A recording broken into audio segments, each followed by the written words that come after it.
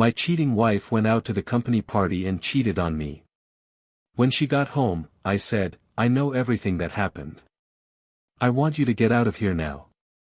Your family will know who you really are. And at that moment, when I said those words, it was as if something had broken inside me. A knot came undone in the chest, but the hole remained there, torn, open, sucking out all the rest of love that could still have existed. She looked at me as if she had been caught in a robbery, like a child with her hand in a glass jar, but there was no innocence there. There was coldness, calculation, and something even worse, the certainty that there would be no forgiveness.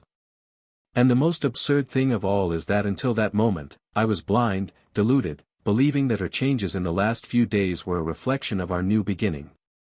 Like an idiot, I thought we were reuniting as a couple, as life partners. And I didn't realize that all of that, the sudden affection, the sweet words, the desire in the eyes, was nothing more than a smokescreen to alleviate the guilt and cover up the betrayal already planned. For 2 weeks, she was the perfect wife. He made coffee before I woke up, left notes in my wallet, prepared simple dinners, but full of intention. Even in the bedroom, something had changed. She seemed to rediscover pleasure with me, as if we were experiencing a second honeymoon. And I, stupid, allowed myself to believe. I allowed myself to want to believe. Because when you love each other for so many years, you cling to any crumb of hope, even when everything around you already smells of rot. That night, I bought flowers, wine, I even prepared a surprise. I wanted to thank her for being different, for being more present, more loving. I never imagined that at that exact moment, she would be stripping not only of clothes, but of any respect for the man who shared a life with her. When she got home, I noticed something in her eyes. It wasn't guilt, it was restlessness, a fear disguised as normality.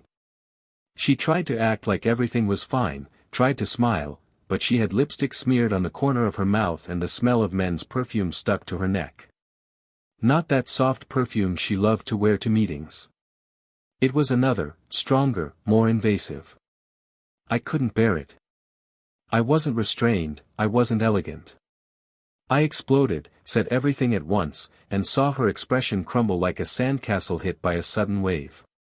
She was silent. And that silence hurt more than any words. He didn't ask for forgiveness, he didn't try to explain, he didn't fight. He simply lowered his head and dropped the ring on the floor, as if he knew he had already crossed the point of no return. I was shaking inside. Not out of anger, but out of disappointment. Because what breaks a man is not the scream, it is the silence of contempt. But what she didn't know, is that I already knew everything. Days before the party, an accidental message on his cell phone left me scratching my head. I decided not to confront. Just observe. And what I saw, what I discovered, what I heard, it was like being slapped in the face one after another, with no chance to fight back. The exchange of messages with her lover was disgusting. She spoke about me as if I were a burden. As if the home we built was a prison.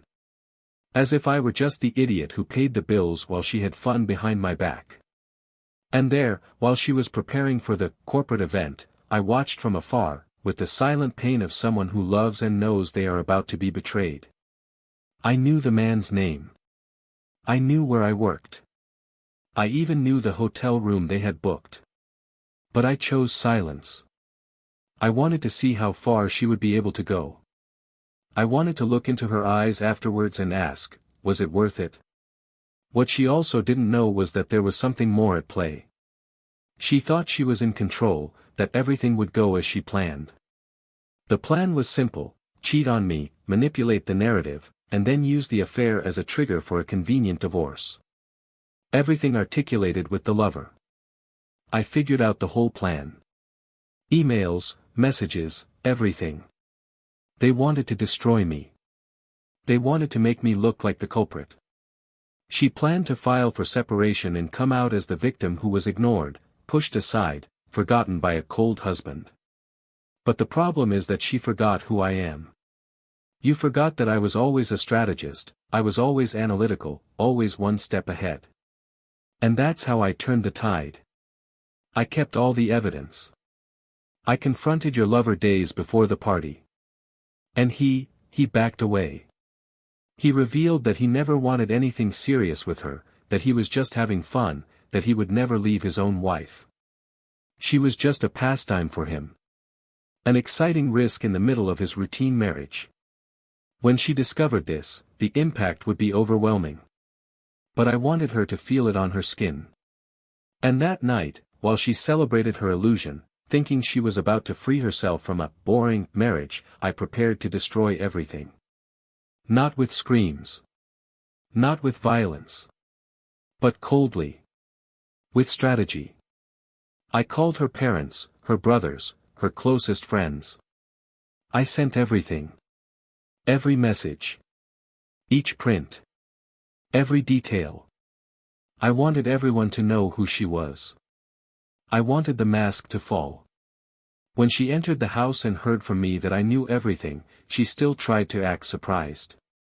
But I didn't leave space. I threw a folder with all the evidence on the floor and said, "You won't need to explain anything to me.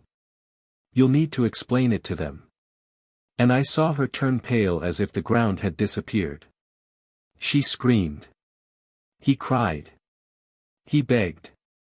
He tried to change the game. She tried to say that I was absent, that she was needy, that it was just an escape.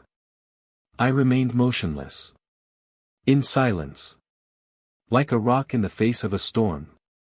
And then she made the biggest mistake. Said he loved her. That I wanted to build something with it.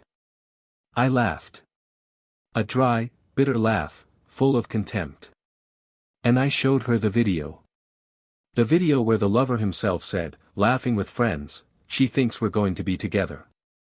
She doesn't know that this is all just to spice up the week." What a stupid woman. When she saw this, she fell to her knees. Crying, screaming, asking why. But I had already closed the door on empathy. I said that she should disappear from my life, and that everyone around her would know who she was. Because this story would not be forgiven. Not this time. But what no one expected, not even me, was what would come next.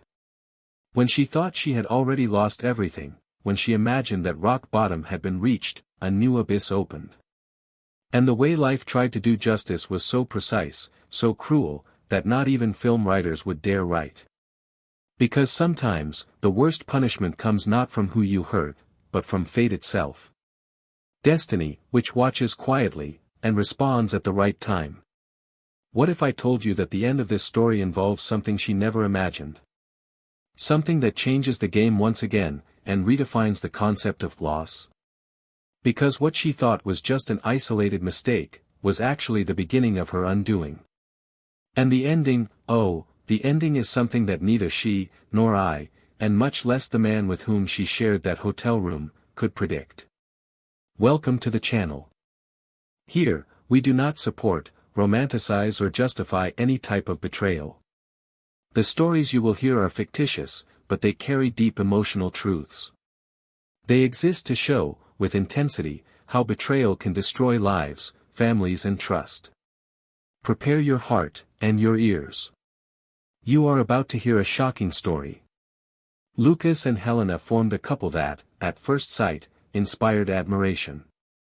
They met at university, still very young, on a campus where dreams seemed more accessible than reality. He was studying civil engineering, she was a marketing student. All it took was group work and some unpretentious conversations between quick coffees and silent libraries for the looks to become more frequent, the touches more natural and the presence of the other, little by little, to become essential. Helena has always been extroverted, charismatic, the type of woman who dominated the environment without needing to raise her voice. Lucas, in turn, was the balance of the relationship, calm, observant, possessing an almost silent kindness. They were complementary opposites, and for years this difference was what sustained the union. They got married 4 years after their first meeting, in a simple ceremony, but full of truth. It was obvious to everyone present that they loved each other. In their vows, they swore to never forget the reasons that led them to the altar. And for a long time, they didn't forget. They built a life with a lot of effort, overcoming difficult beginnings, tight bills, postponed dreams. Lucas agreed to work in a construction company outside the city while Helena held her own, finishing college and juggling poorly paid internships with household bills. It wasn't easy, but there was a promise between them that it would all be worth it. And it was worth it. In their few moments together, the two seemed truly happy. They laughed easily, touched each other tenderly, and made plans that seemed endless. There was no doubt that they believed in each other. As the years passed, Lucas grew in his career. He became chief engineer of a large developer and started to have a more stable, even comfortable, life. They bought a spacious apartment in a quiet neighborhood. They decorated each corner with care. Helena chose each piece with a keen eye, neutral colors, exposed wood, plants on the balconies. It was the home they always imagined. At the same time, she was also thriving professionally. Her emotional intelligence and strategic vision made her quickly rise to important positions in marketing at a multinational. She had the respect of her colleagues, was admired by her superiors, and her name was frequently circulated in decisive meetings. It was not uncommon to see the two at social events smiling, like a successful, respected couple, a reference among friends. Despite the achievements, there was a price that few saw. Lucas's trips became more frequent. Projects in other states, technical inspections, meetings with investors. Sometimes I spent days away, only returning on weekends. Helena, on the other hand, immersed herself in an increasingly intense routine of deliveries, campaigns, goals and deadlines. It was common to arrive home exhausted, with eyes tired from the screen and feet hurting from walking between meetings. Still, when they met, there was affection. Not the one at the beginning, impulsive and uncontrollable, but a type of affection built on time and respect. Their intimacy was not guided only by desire, but by the complicity of years. A touch on the hand during dinner, a kiss on the forehead when saying goodbye in the morning, a silent hug on nights when sleep was slow to come. In the eyes of those looking from the outside, it was a solid relationship. But, inside the house, the details started to speak louder. Small noises, silent, almost imperceptible, began to accumulate. Helena went to bed earlier, while Lucas stayed on the couch with his notebook on his lap, reviewing contracts. He started arriving late even when he wasn't traveling, citing last-minute commitments. She avoided asking. He avoided explaining. They started talking less. Sunday lunches were replaced by quick meals. The romantic trips you used to plan have become empty promises. Priorities changed, and over time, they stopped talking about the future. A future that, before, was a constant topic between laughs in the car, during lazy breakfasts, between messy sheets. Even so, there were still gestures that denounced love. On birthdays, they gave each other something symbolic, always remembering details that only those who had lived together for so long could know. Helena never failed to prepare his favorite dish on days when she knew he was tired. Lucas had a habit of bringing flowers on important dates or when he felt she needed an unexpected treat. But these gestures began to seem automatic, like rituals performed out of obligation rather than spontaneity. And the absence of desire, the one that transforms the ordinary into extraordinary, began to take its toll. Helena noticed this in her own eyes in the mirror. She saw the woman she had become, successful, admired, strong, but she missed being desired. To be seen. Of being touched with hunger and not with polite affection. Lucas also understood. But I didn't know how to act. He loved his wife, but felt distant from her. Sometimes I thought about returning to old habits, about inviting her to dance in the living room like in the first years, about writing spontaneous notes like I did before. But when I thought about it, it was already too late. And the week had already begun. And the deadlines were many. And the energy, little. And so, time passed, carrying with it the lightness of the first years. There were no fights. There was no screaming. There were no betrayals, at least as far as they knew. But there was silence. The silence of someone who no longer knew how to reconnect. The silence of someone who still loves each other, but doesn't know how to show it anymore. The relationship remained in a lukewarm state. The closest friends understood, but didn't comment. The family pretended not to notice. They both smiled in the photos, maintaining the image of a stable, well-resolved couple. But at night, each one turned to one side in bed, and their bodies rarely touched without practical intention. At times, they thought about talking, about saying what they felt. But there was fear. Fear of causing cracks they didn't know how to fix. Fear of hearing that love was no longer the same. Afraid to face that perhaps time had eroded them more than they imagined. And so they continued. Together. But alone. Gifts. But absent. Helena, sometimes, tried to rekindle something. He planned dinners, suggested trips. But Lucas's commitments always interfered. He, on the other hand, also sought proximity in his own way. He touched your face with affection, asked about work, offered help with small daily tasks. But there was something there that prevented them from meeting. As if they were on opposite sides of thick glass, seeing each other but not being able to actually touch. Even when their eyes met, there was a hidden kind of sadness. A feeling that they were slowly losing themselves, without realizing exactly where the distance began. And then, in one of those routine weeks, the party came. A celebration of the company Helena worked for. An important event, which would bring together not only colleagues, but also leaders from other sectors, partners, distinguished guests. She was excited about the invitation. It had been a while since he got ready with enthusiasm. She chose an elegant dress, spent hours in the salon, took care of every detail. She wanted to feel beautiful, desired, alive. Lucas couldn't accompany her.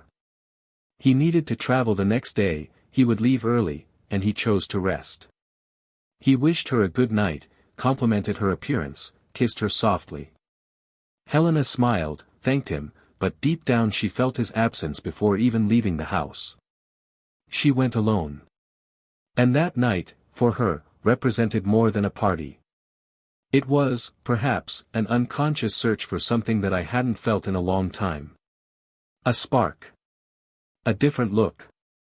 A gesture that reminded her of who she was beyond being a wife, a professional, a woman of routine. She wanted to remember herself.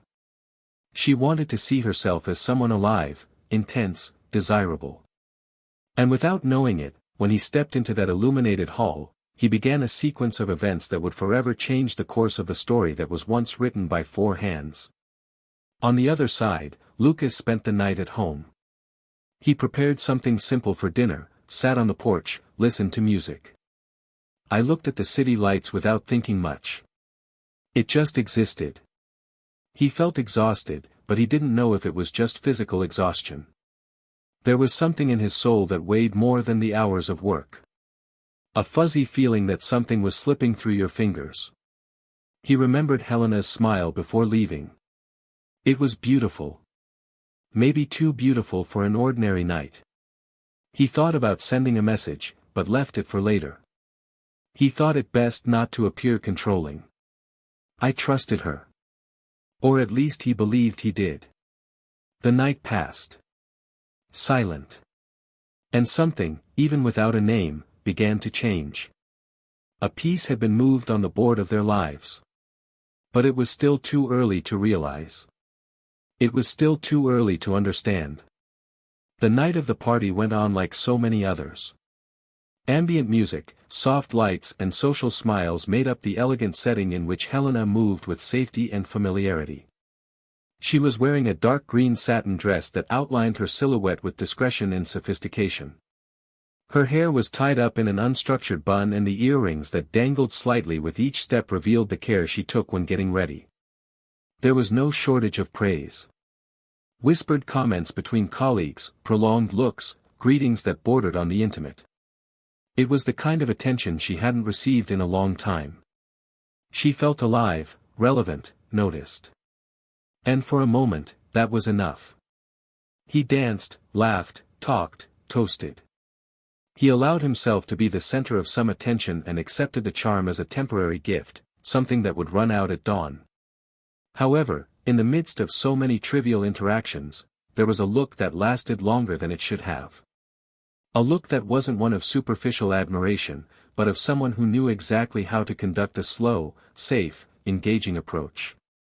His name was Marcelo, director of an area that had recently been integrated into Helena's team.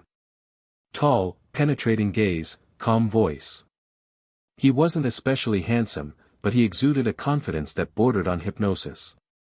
She knew him from formal meetings, quick exchanges of messages, but they had never spoken outside the corporate corridors. That night, however, he approached her naturally, as if he had been waiting for the right moment for a long time. The conversation started lightly, about market strategies, quarterly goals, everyday bureaucracy. But it started to sink in, little by little, among the people. Subtle questions, non-obvious compliments, attentive listening. Marcelo spoke little and knew how to listen intensely. And Helena, rocked by the wine and the need that she insisted on denying, began to lower her defenses. At the end of the night, as the guests began to say goodbye, he offered to walk her to the car. It was a common, courteous gesture. But there was something about that route to the parking lot that escaped the trivial. The steps were too slow, the hands touched each other without wanting to, the words were interrupted by dense silences. Upon arriving at the vehicle, she smiled, thanked him and placed her hand on the handle. But he approached, firmly, stopping her with a restrained gesture. Eyes met and there were no words. Just the weight of something that was already decided before it was even thought about. The kiss happened there, fast, reckless, as if there was no going back. She didn't protest. He didn't move away. He didn't hesitate. And, contrary to what she expected, she didn't feel guilty right away. She felt wanted. For the first time in a long time, he felt like he was at the center of a universe. To be seen. In the days that followed, he tried to rationalize what he had done. She told herself it was just a slip-up. An impulse. That nothing else would happen. That she would continue to be faithful, that didn't define who she was. But Marcelo did not disappear. On the contrary. It started to come up more frequently on their radar. Out-of-turn messages, compliments disguised as irony, invitations to coffee, quick meetings after work. And she responded. Little by little, with guilt, yes, but also with an excitement that I hadn't experienced in a long time. He hid his cell phone, lied about appointments, changed schedules. She started wearing different perfume on the days she knew she would find it. He chose more daring clothes, looked in the mirror with a different intention. And the closer he got to him, the further away he was from Lucas. Meanwhile, Lucas noticed changes, but couldn't name them. The separation that was previously subtle began to take on more defined contours. I noticed that Helena avoided eye contact, responded automatically, and smiled with a cutting strangeness. She had changed. And so does he. But as much as I felt something was wrong, I preferred to remain silent. Settling into a routine that didn't require confrontations, he focused on work, bills, and practical obligations. The relationship, for him, was still solid, even if silent. He did not suspect the size of the abyss that was forming between them. And perhaps that's why he decided to act. He decided, for the first time in a long time, to surprise him. He bought tickets for a weekend at a hotel in the countryside, booked a chalet with a fireplace and hot tub, something romantic, like old times. I wanted to try to rekindle something. He wanted to remind his wife that there was still history to be lived. And, when he told her the news, he saw something in her eyes that he couldn't immediately interpret. A discomfort. An almost childish fear. She thanked him, smiled, and said she loved the idea. But he noticed the delay in responding. And that detail kept playing in his mind. Helena accepted the invitation, but inside, everything was falling apart. I had arranged to meet Marcelo that same weekend. A meeting that had already been postponed twice, and he was starting to press. He said he wanted something more. That he needed to see her away from the city, without risks. She hesitated. She felt torn between the past and the present. Between stability and desire. Between constructed love and fleeting passion. She made up an excuse for Marcelo, saying that her husband had made an early appointment and couldn't travel. Marcelo didn't like it. He said he understood, but his cold tone betrayed his frustration. And that made her restless. I didn't want to lose him. Not now. Not while she still felt alive by his side. The weekend at the hotel was strange. There was beauty in the place, comfort, silence, wine, fireplace. But it lacked soul. They slept hugging each other, yes. They talked a little, laughed about some memories. But there was an invisible space between the bodies, a void that no bucolic landscape could fill. Last night, Lucas tried to get closer. He touched her gently, kissed her neck, whispered words of affection. She responded for a few minutes, but then walked away, claiming tiredness. He said he had a headache, that maybe the wine had hurt him. Lucas respected it. He lay down next to her and hugged her, feeling something slipping between his fingers. And I didn't know what to do to stop it. In the days that followed, Helena changed. It became quieter. It wasn't sadness, it was distraction. His mind seemed to be somewhere else, as if he were living in a parallel reality. Lucas watched from afar, silently, hoping it was just a phase. She started to dress up more for work, changed the style of her clothes, and adopted new habits. Even her smell changed. Lucas noticed every detail, but said nothing. Until one day, returning early from a trip that had been cancelled at the last minute, he found the apartment empty. Helena had said she would be home at that time, working remotely. But it wasn't. The kitchen was intact, the bedroom tidy, the computer turned off. He took out his cell phone and called her. It went to voicemail. He tried not to think too much. But anguish was already settling in his chest. He sat in the room and stayed there, waiting, trying to find justifications that would calm his restless mind. Hours later, Helena walked through the door, surprised to see him. She tried to hide it, to smile, but her slightly smudged makeup and disheveled hair betrayed her rush. Lucas asked where she was. She hesitated for a second, and then replied that she had a last-minute meeting with an important client and needed to rush out. He said he tried to warn, but there was no signal. Lucas just nodded. I didn't want to confront. But something inside him had changed. He then began to observe more.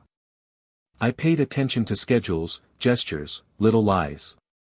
And that's how, by accident, she saw a strange notification on her cell phone. A name saved with an unusual nickname, a message deleted soon after. He waited for her to fall asleep and, for the first time, he hid the device. What he saw, at that moment, was the end of the world as he knew it. Photos. Messages. Invitations. Declarations. Another entire universe hidden behind smiles and routines. There was proof. Lots of. And there was no doubt. Helena betrayed him. She was emotionally and physically involved with another man. Lucas felt his heart drop in his chest. It was a silent, cold pain, unlike anything he had ever felt. He didn't scream. It didn't wake her up. There was no scandal. He just sat on the porch and stayed there for hours, in silence. The night went on like any other, but inside him, something had died. And at dawn, when she was preparing coffee as if nothing had happened, he watched her for long minutes. I wanted to ask if it was worth it. But he didn't say anything. The war that would begin from then on required silence, coldness and strategy. And what Helena could never imagine was that what Lucas had discovered so far, was just the surface. There was something much bigger behind all of this. Something that, when it came to light, would completely change the course of history. But that was yet to come. Lucas didn't sleep that night. After discovering the betrayal, the mind spun at an absurd speed, as if trying to pick up the pieces of a life that had shattered into silence. The apartment remained dark, the living room lamp was the only source of light. Sitting on the sofa, he stared at the cell phone in his hands, where the messages were still open like a living wound. Sweet words, arranged meetings, discreet vows. It was all real. And the most devastating thing was not the betrayal itself, but the way it had been constructed. Meticulous, cold, hidden in small gestures that once seemed like love, but now, in retrospect, turned out to be strategy. He felt as if he had lived in a carefully staged theater, where the role of the fool fit him perfectly. That morning, when he saw Helena getting ready for work with the ease of someone carrying no weight, something definitely broke inside him. I didn't say anything. Observed. He mentally recorded every detail, the lipstick, the blouse, the smile in front of the mirror. After she left, Lucas took action. He looked for a lawyer. Gathered documents. Separated evidence. But not to expose. Not yet. I wanted to wait. I wanted her to feel the same taste of cold steel in her mouth, the same dry pain in her chest. That night, she would return from the board meeting. Little did I know that when I opened my front door, I would be greeted with the most deafening silence I had ever experienced. When he entered, Lucas was standing in the hallway. The hard look, the neutral expression. No greetings, no smiles. He just handed her an envelope. Inside, a single sentence printed in large letters, "I know everything." Helena turned pale. I didn't say a word. He tried to decipher what he had discovered. But he interrupted her. He said he didn't want to hear lies. Not that night. She started crying, saying she wanted to explain. But Lucas maintained his tone. He said there was no explanation. He said that from that moment on, she was no longer his wife. He said it wasn't him who needed answers, but her family. And that they would know, one by one, who she really was. Helena begged. He fell to his knees. He asked for forgiveness. But it was too late. What was at stake wasn't just the breach of trust, it was the destruction of what he believed about her, about them, about everything. And at that moment, while she was crying on the floor, Lucas dropped another bomb. He had already spoken to her brother, her parents, her close friends. Everyone knew. The silence that followed felt like a punch in the gut. Helena screamed. He cursed. He tried to reverse the blame. She said he neglected her, that she felt alone. But Lucas just laughed. A bitter laugh, full of contempt. The next morning, she left the house with a small suitcase.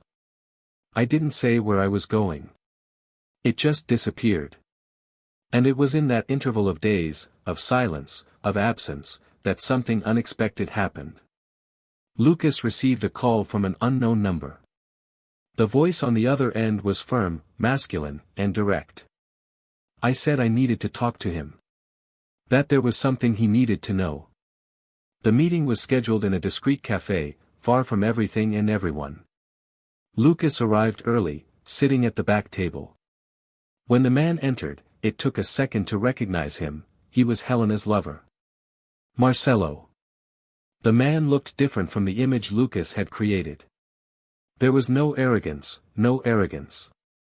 Just a haggard expression, as if he carried more than he should.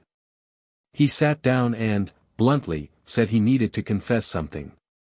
Something that, until then, Helena had no idea about. Something that would change the entire narrative constructed by her. His voice was low but firm. He said that the involvement between him and Helena began out of pure attraction, something uncommitted. But, over time, she began to project an escape, a real possibility of starting over with him. She talked about separation, about dividing assets, about rebuilding her life with someone who would see her. Until then, Lucas just listened, without reacting. But then came the blow. Marcelo confessed that he never intended to be with her. And more than that, he had agreed to get involved with Helena for another reason. A reason that involved much more than desire. The silence at the table became heavy, and Lucas tilted his body, staring at him with intensity. Marcelo hesitated for a moment and then revealed, Helena had planned, with his help, to create a scenario of devaluation in the marriage. The idea was to mislead Lucas. Create evidence of neglect, emotional abandonment, and even possible adultery on his part, all to set the stage for an advantageous divorce. She wanted to come out on top. I wanted to lead him to legal and emotional ruin. But everything fell apart when Marcelo backed down. When he realized that Helena was willing to do anything, including using the couple's daughter, Valentina, as a manipulation tool. Lucas didn't respond right away. He just took a deep breath, trying to digest what he had just heard. Marcelo also added that there were prints, audios, and recordings that confirmed everything. Helena had set up a meticulous web, and he had participated in it out of vanity, for fun. But the game got out of control. And now, he was willing to give everything so that Lucas would know who he had spent the last few years with. The evidence was delivered right there. A flash drive. A printed document. Messages exchanged between them. Audios with instructions on how Helena should behave in the days before the final break. She wanted to simulate a crisis, force Lucas to leave the house, accuse him of coldness and omission, and then assume the role of victim and leave with most of the assets. The lover also revealed in the messages that he could no longer handle the pressure, that he felt used, threatened, trapped in a game in which he no longer wanted to participate. Lucas left the cafe without looking back. At home, locked in his room, he watched everything. He read every line, listened to every audio. He felt nauseous. He felt hate. But most of all, he felt ashamed. Of yourself. For having loved a woman who was capable of devising such a cruel plan. For believing in every word, in every gesture, in every lie dressed in affection. And just when he thought he had felt the worst, he received another visitor. Bruna, her sister-in-law, Helena's sister. She arrived nervously, with an envelope in her hands. He said he needed to tell him something urgent. I had received an anonymous email with a recording. A conversation between Helena and Marcelo, where she confessed that she was just waiting for the right moment to act. He said that, when Lucas was emotionally destroyed, he would file a parental alienation process to keep him away from his daughter. Yes, their own daughter. Helena intended to use the girl as revenge currency. This destroyed Lucas inside. It wasn't about betrayal anymore. It was about perversity. In the following days, Lucas contacted his lawyer. Changed passwords, blocked accounts, withdrew funds. He filed an injunction for provisional unilateral custody. He handed over the evidence to the court. And waited. Helena tried to defend herself, tried to justify. He said that Marcelo had distorted the facts, that everything was part of his plan. But there was no denying the evidence. And when he finally came face to face with Lucas, in a conciliation meeting, he still tried to appeal to the emotional aspect. She said she was confused, that she felt lost, that she loved him. But he didn't respond. He just looked at her with the coldness of someone who has already buried a feeling. At the end of the meeting, before leaving, he said just one sentence, "You tried to destroy my life. But you forgot that, in the end, whoever digs the grave for someone else, almost always falls into it first." She sat there without reacting. For the first time, Helena's face seemed to no longer carry charm or security. It was a mask of defeat, of fear, of awareness of what he had done. Lucas left the room with firm steps. The man who entered there as a victim, left as someone who had faced hell and come back in one piece. But there was something he still didn't know. One last piece of that puzzle that, when fitted, would transform everything. And this piece was already on the way. Lucas spent the following days reorganizing not only his own life, but mainly the emotional rubble left behind by everything Helena tried to destroy. The legal movement was intense, injunction approved, temporary access to custody of her daughter assured, the apartment now in her name. Restructuring life required more than lawyers and signatures, it required self-control. And he kept it. Not because of the absence of pain, but because he understood that there was no more room to bend. The image of Helena sitting in the conciliation room, trying to maintain her composure while everything around her fell apart, still echoed in her mind, but now without the weight of suffering. He had crossed the line where love ceased to exist and gave way to a cruel but necessary clarity. There was no more us, just him and the path ahead, free from her manipulations. Or at least that's what I thought until, without warning, the doorbell rang and the last piece of that dark story revealed its face. Marlene, Helena's mother, entered the apartment like a storm disguised as calm. He had a heavy look, a folder in his hands and the expression of someone carrying the weight of something that went beyond moral judgment. Lucas knew her well. She had always been a cold, objective woman, the type of mother-in-law who looked at her with calculation rather than affection. The relationship between them had always been marked by forced cordiality, but this time, there was something different about it. She sat down without being invited, slowly opened the folder and placed documents, photos, letters on the table. Lucas, without understanding, remained silent. It was she who began to speak, her voice choked but firm. He said that this needed to come out, that he deserved to know what no one had ever had the courage to tell him. He said that, deep down, Helena was never exactly what she appeared to be. And that she, as a mother, carried the guilt of having covered it up for years. What Lucas heard next dismantled any shred of understanding he was still trying to preserve. Helena didn't just plan the destruction of the marriage. What was behind it was darker. Her lover, Marcelo, had not entered her life by chance. The relationship between them dates back to before, much earlier, and the involvement was not the first. Over the years of marriage, Helena maintained at least 2 parallel relationships, both with men directly or indirectly linked to her professional advancement. He used men as a ladder, as a bridge for projects, promotions, favors.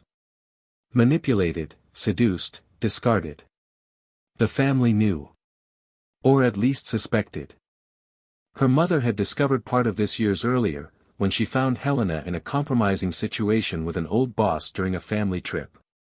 Instead of confronting her, she preferred silence, convinced that her daughter was just looking for her space in a competitive world. But now, with everything that had happened, she knew that this silence had been complicit. And that he had crossed the line. Lucas, unable to absorb what he was reading and hearing, got up from his chair.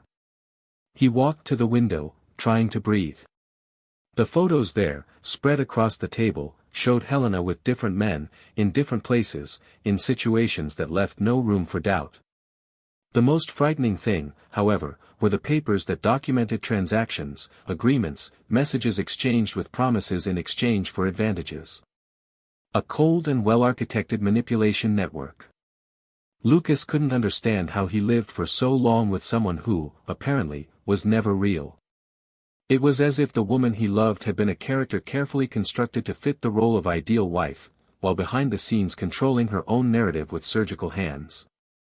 Marlene, with teary eyes, said that she had chosen to tell the truth not out of pity, but because Helena had now crossed all limits.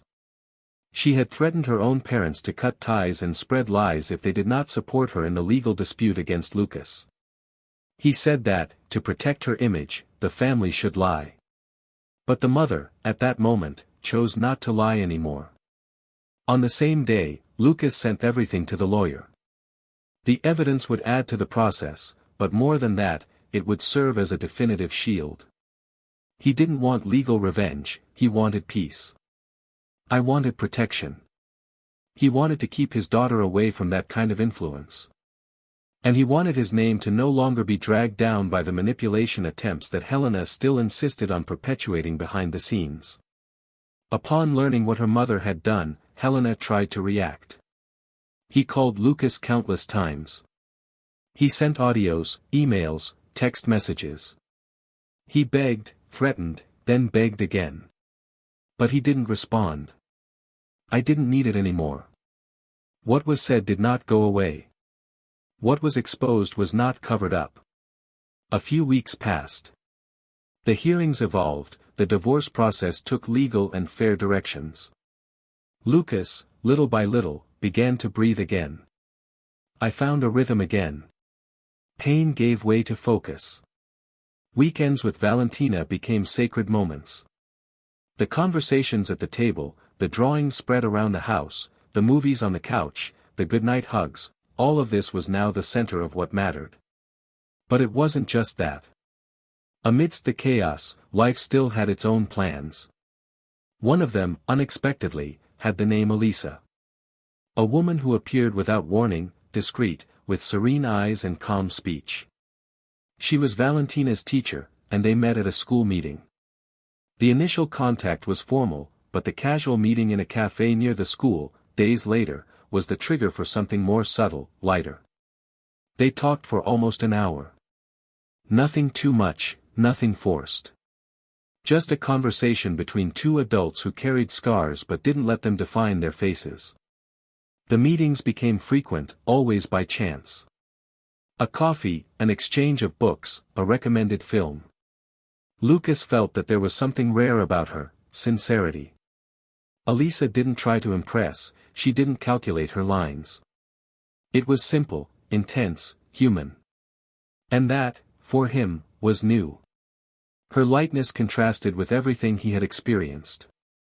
And, little by little, without any major announcements, she became present. There were no hasty declarations, no stolen kisses. Just time. Presence. One step at a time. Valentina liked her, and that also said a lot.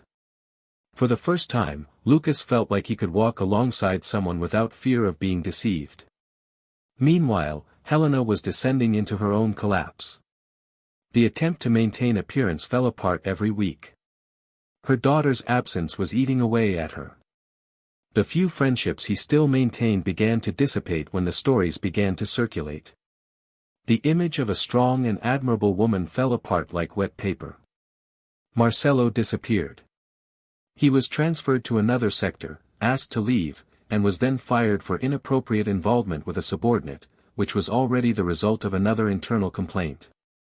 Alone, without family support, she now faced public judgment and, above all, her own reflection. Fate, subtle and silent, tried to give back to each person exactly what they had sown. And Lucas, now, walked with firmer steps. Not because I forgot, but because I learned. Alongside Elisa, he discovered new ways of feeling whole. He learned that there is love possible even after heartbreak. That there are possible encounters even after betrayal. And that the truth, however painful it may be, is still the only path to peace. At the last hearing, Helena entered the room thinner, haggard, with sunken eyes. She tried to smile at her daughter, but Valentina looked away. Lucas didn't react. He remained serene. And when the judge announced the final sentence, unilateral custody for him, the right to supervised visits for her, fair division of assets, no undue privileges, there was silence. A deep silence, not of an end, but of a new beginning. Upon leaving the court, Helena tried one last approach. He called Lucas and said he wanted to talk. He looked her in the eyes and just said, "Now it's up to you. Only you can decide what to do with your own wreckage." And then, he walked up to Valentina, held her hand, and moved on. There were things that time did not return. But there were others that he healed. And Lucas finally understood the difference. The chapter of pain was closed. The next one had already started to be written. Lucas left the courtroom with his breath held tight, as if the air around him was still filled with the residue of everything he had to endure in the last few months. Next to her daughter, she walked slowly, feeling the weight of a battle won not with glory, but with exhaustion. Valentina held his hand firmly, and that silent gesture said more than any words.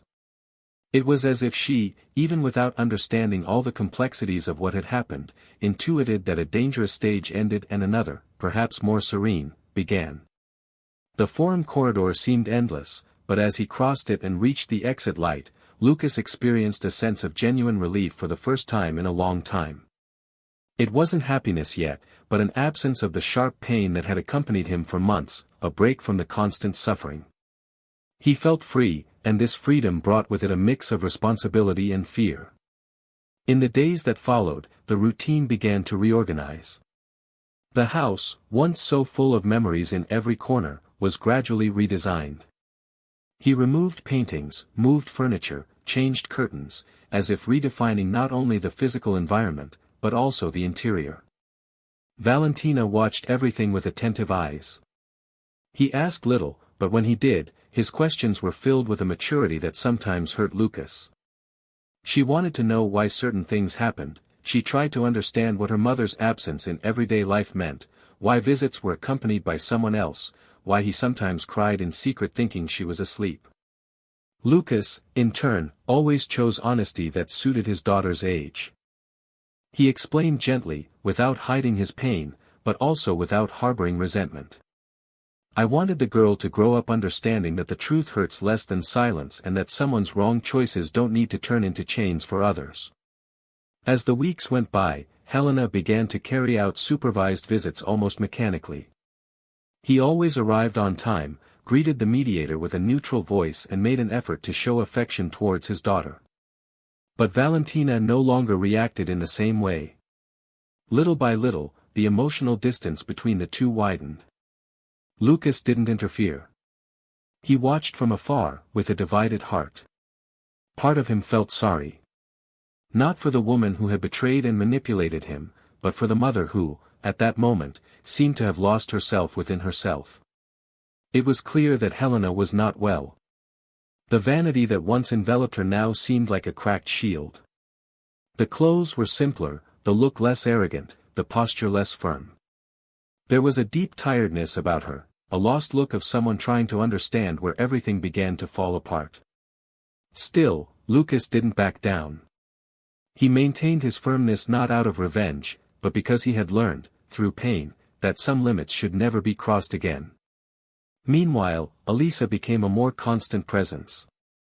There was no rush, there was no pressure. They approached each other with the naturalness of those who understand the value of time. They spent afternoons with Valentina in the park, cooked together, read on the sofa, shared comfortable silences. Elisa knew the story, she knew every detail, but she never questioned anything beyond what was necessary. He had the sensitivity not to occupy spaces that were still in mourning. Lucas, on the other hand, began to realize that, although the wounds were not yet completely healed, there was room for a new type of feeling to grow. A less impulsive, more mature, quieter, but equally powerful feeling. There were days when he still woke up with heavy memories, with dreams that mixed past and present in chaotic narratives, but he no longer felt adrift. Elisa, without promising salvation, offered presence, and that was more than enough. It was on one of these ordinary mornings, with coffee and hot bread and the smell of calm in the house, that Lucas received an unexpected letter. An envelope without a return address, brown paper, unmarked. When he opened it, he found a handwritten letter, in familiar handwriting. It was Helena's. For the first time, I didn't ask for anything, I didn't justify, I didn't beg. I just wrote. She talked about the days alone, about the sleepless nights, about the lapses of lucidity in the midst of guilt. He spoke about Valentina with pain, recognizing that he might never rebuild that bond again. He admitted mistakes, not in a defensive tone, but as someone who strips away any pride. She said that she had started therapy, that she was trying to understand why she had become someone so far from the woman she once dreamed of being. And at the end of the letter, she asked for just one thing, that Lucas allow her, little by little, to rebuild something of herself, not for him, not to win anyone back, but so that his daughter, one day, could be proud of the mother she had chosen to become. Lucas read the letter once, twice, 3 times. He felt a lump in his throat. For the first time, there was no anger, there was no pain. Just compassion. Not for Helena. But for the humanity that, despite everything, still existed in her. He didn't respond. He didn't think it was necessary. But he kept the letter. Not as a reminder of what he experienced, but as proof that even those who make bad mistakes can have flashes of lucidity. And these glimpses, however short they may be, are important. Valentina grew up. The months passed. The school adaptation process flowed well. The girl began to develop a taste for reading, encouraged by Elisa, and this created bonds that went beyond the casual relationship. Lucas knew that something there could turn into something bigger. But I also knew I didn't need to rush it. He himself was still under reconstruction. The grief of what he lost still accompanied him, but it no longer prevented him from seeing the horizon. A dilemma slowly began to emerge. The court proposed a new psychological evaluation to review the visiting regime. Helena had demonstrated progress in therapeutic sessions, and the legal system needed to evaluate the possibility of expanding contact with her daughter. Lucas found himself at a crossroads. Part of him wanted to protect Valentina at any cost. I wanted to stay away from any environment that could hurt the girl again. But another part understood that denying the daughter the chance to gradually reunite with her mother could also be cruel. The dilemma was not easy. And it was at this point that the moral complexity of the situation imposed itself with full force. He talked to Elisa, he talked to his daughter's therapist, he reflected for days. She knew that, regardless of how she felt, she couldn't use her daughter as a shield to avoid facing what still needed to be faced. Helena had been a destructive woman, yes, but she was also a mother. And if she was really willing to change, maybe Valentina deserved the chance to see it with her own eyes. As long as it was safe, with limits, with monitoring. He then decided to authorize the beginning of freer meetings, but still monitored indirectly.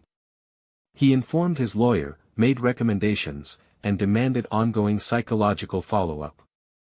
The decision, as difficult as it was not about forgiveness. It was about maturity. When he told his daughter, he explained carefully. He said his mother was trying to be a better person. That no one is born ready. That everyone makes mistakes and that sometimes people need time to find themselves again. Valentina listened, thoughtfully. He didn't ask many questions. I just said I'd like to try, but I didn't want to go alone. Lucas held her hand and promised that, at no point, would she have to face anything alone. And in that gesture, an invisible pact of protection, trust and courage was sealed. Life then began to take a new turn. There was no happy ending yet, just continuity. The truth is, after so much pain, happiness doesn't come like thunder. It comes like a breeze. A peaceful lunch. An afternoon of laughter with her daughter. An unexpected hug. A note from Elisa stuck to the refrigerator door with the phrase, "I miss you." Lucas did not forget what he experienced. But I also didn't want to be a prisoner of the past. I knew that its history was marked by ruptures, but now also by reconstructions. The dilemma persisted. How far can you allow someone who destroyed so much to get closer? How far should a betrayed heart give in without losing self-love? To what extent should a child live with someone responsible for wounds that they still could not name? And while there was no easy answer, there was a commitment to try. Responsibly. With conscience. Truly. Helena was still a question mark in the narrative. But Lucas no longer needed the answers. Just the present. And the present, little by little, began to take on the shape of something lighter. The decreasing action of the story was not an outcome, it was a step. One among many. But finally, a firm step. And the next step was yet to come. The first visit outside the court's rigid framework took place on a cloudy Saturday, in an inconspicuous park on the outskirts of the city. Helena waited, sitting on a wooden bench, her hair tied up simply, her restless eyes observing the dry branches of the trees. I didn't wear makeup, I didn't wear heels, I wasn't in a hurry. It was there, like someone who didn't expect forgiveness, just a chance to show something different from the image she herself had created. Valentina arrived with Lucas and Elisa. The agreement was that Elisa would remain nearby, without interfering, but present. The girl approached her mother with hesitant steps, without running, without smiling. Helena stood up slowly, adjusting the hem of her coat, and just said a soft, almost inaudible hello. Valentina returned a shy wave. And so they began to walk side by side, in silence, like two strangers trying to remember what united them before the pain.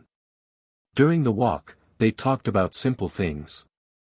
Helena asked about school, books, drawings that her daughter made. Valentina responded with short sentences, without giving much space. Lucas, from afar, observed everything with almost invisible care. There was something in that moment that crossed him. It wasn't discomfort, nor was it relief. It was a difficult mixture to digest, seeing the woman who tried to destroy him now facing her daughter trying to relearn how to be a mother. Elisa, at his side, discreetly shook his hand.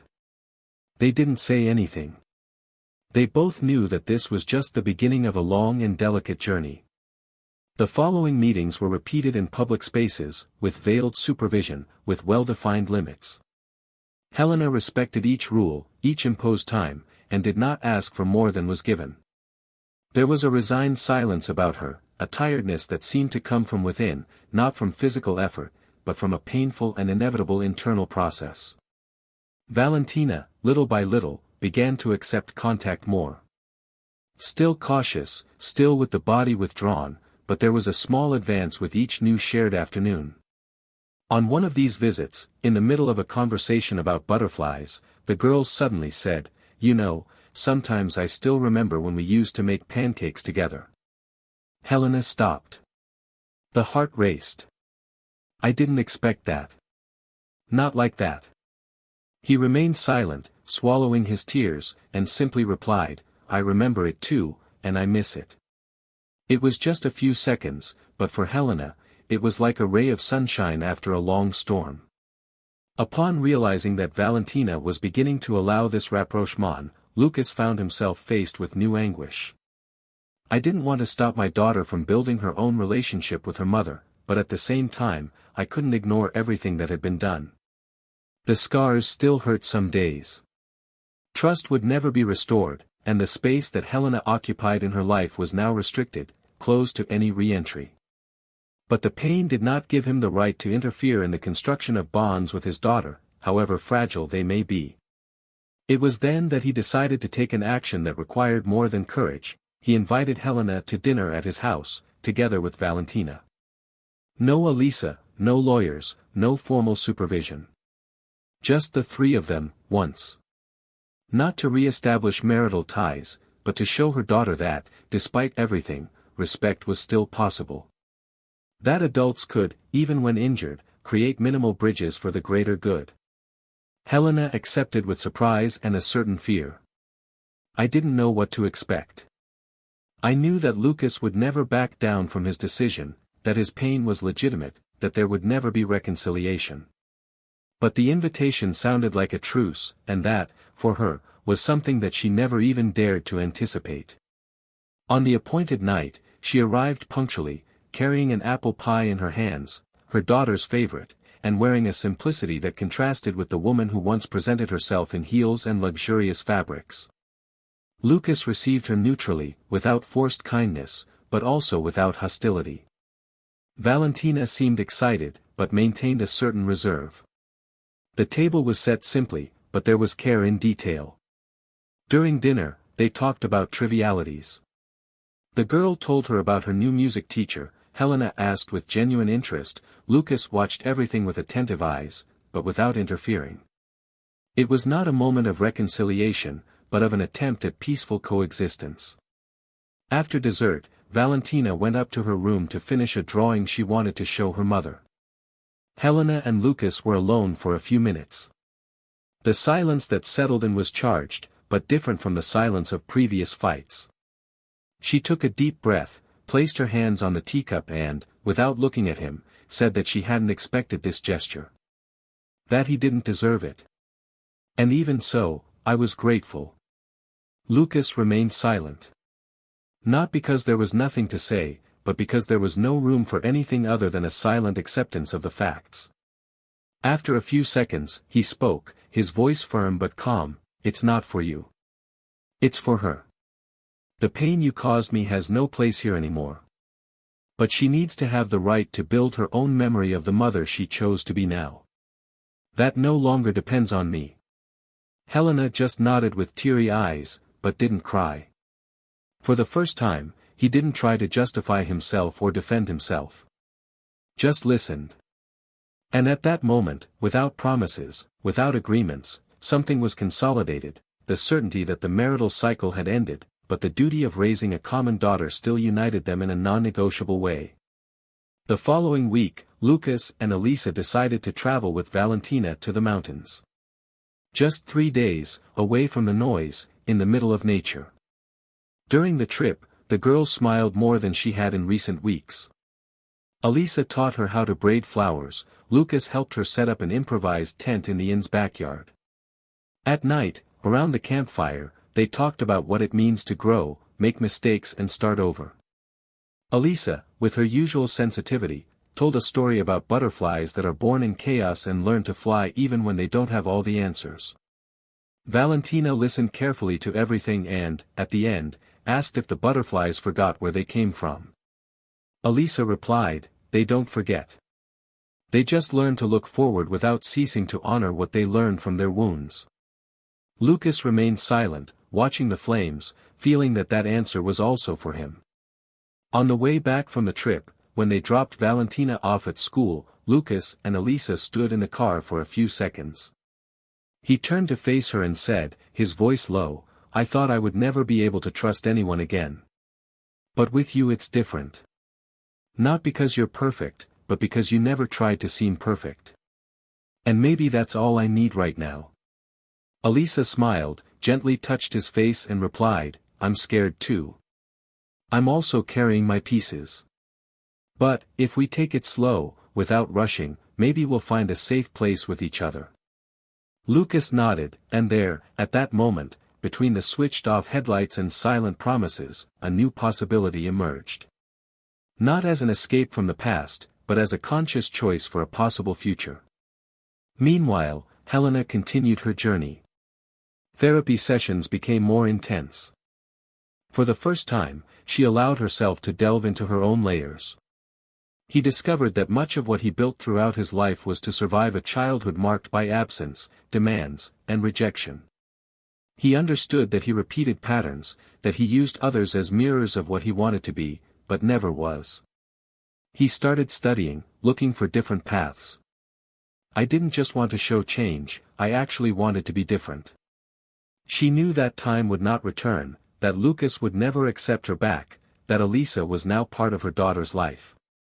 But she also knew that she could still be a good mother if she first became a good woman to herself.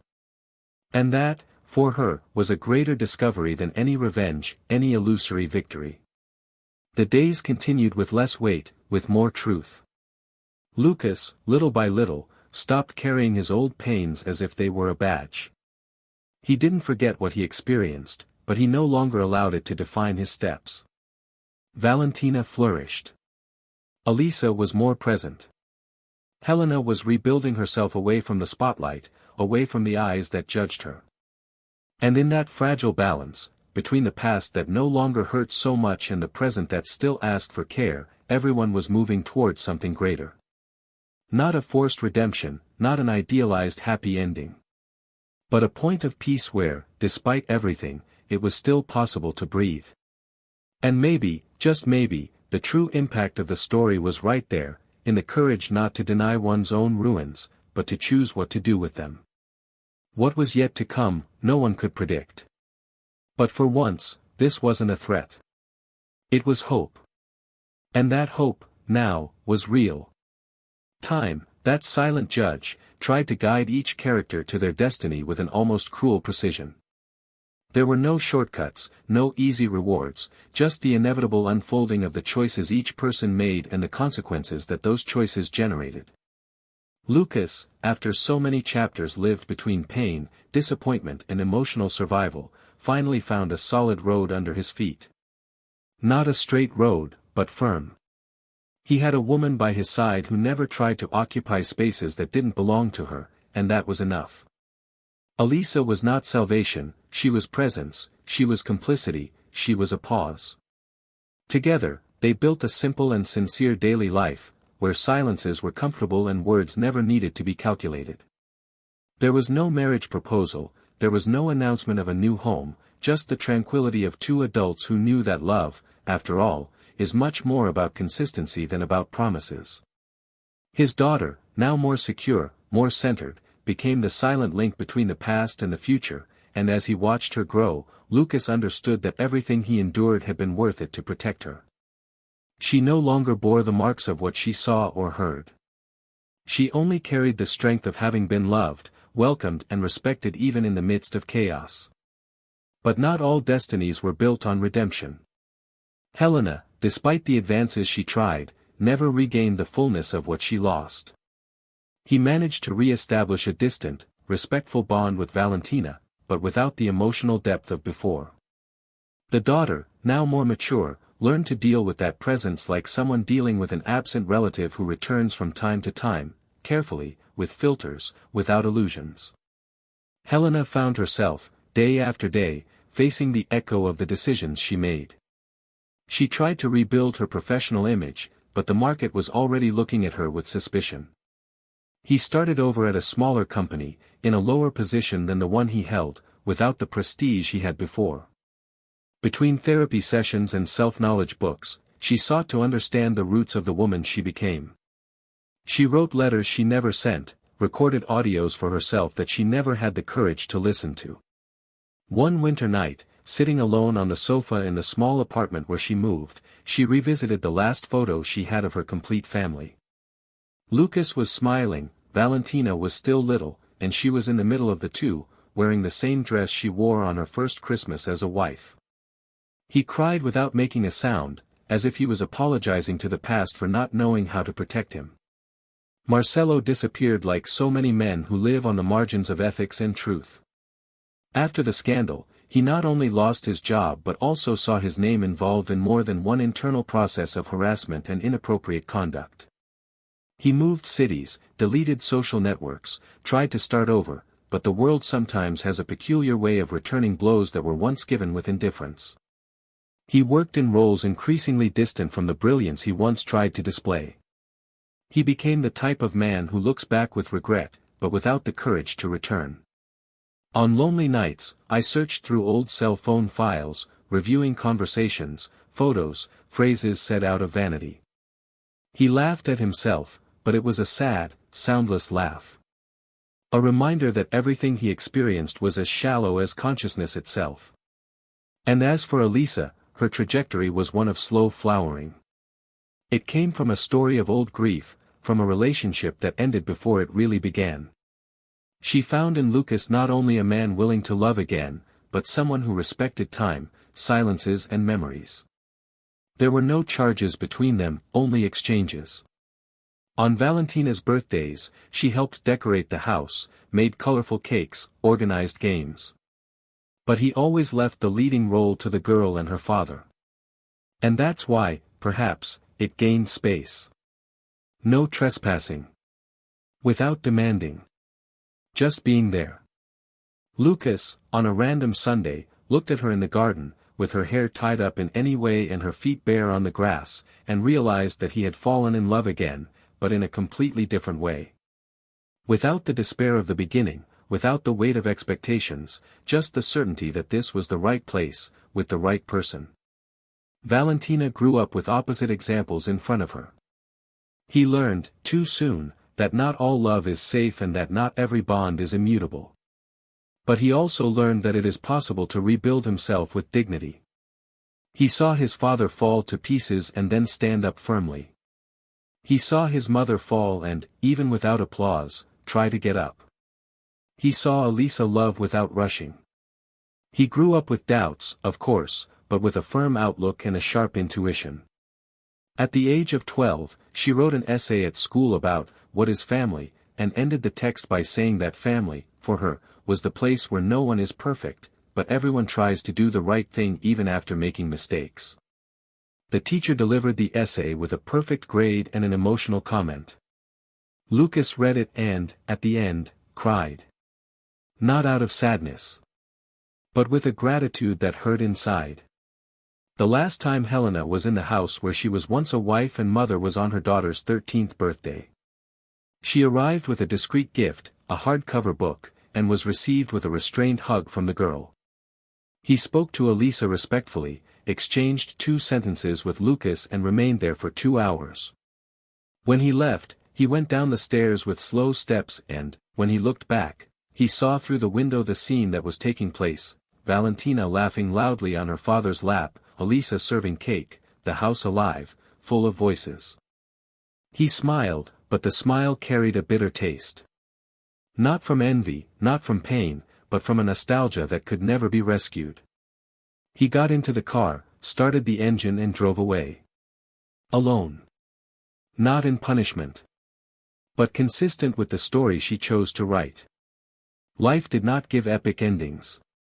He gave what almost no one values, but which in the end is everything: truth, consequences and a new beginning. Each one followed their path, shaped not by what they wanted, but by what they had the courage to face. The story that began with a harsh sentence and a broken heart ended with a house full of laughter, a restored heart and the knowledge that betraying someone's trust not only destroys another, it also destroys oneself. And that, no matter how much you try to patch up what was torn, some wounds will never become skin again. And that's okay. Because there are lives that flourish even on damaged terrain. There are loves that are born after devastation. And there are people who, even after being betrayed, still choose to love, but this time, with more truth. Now tell me, what did you think of this story? Which character touched you the most? What decision surprised you? Write in the comments, I really want to know your opinion. And of course, if you've made it this far, subscribe to the channel and turn on notifications to follow more stories like this. Here, we will never romanticize betrayal. The goal is to show the wounds it causes, the homes it destroys and the choices that exact high prices. Because trust, once broken, can even be forgiven, but never forgotten. Thanks for listening to the end. Until next time.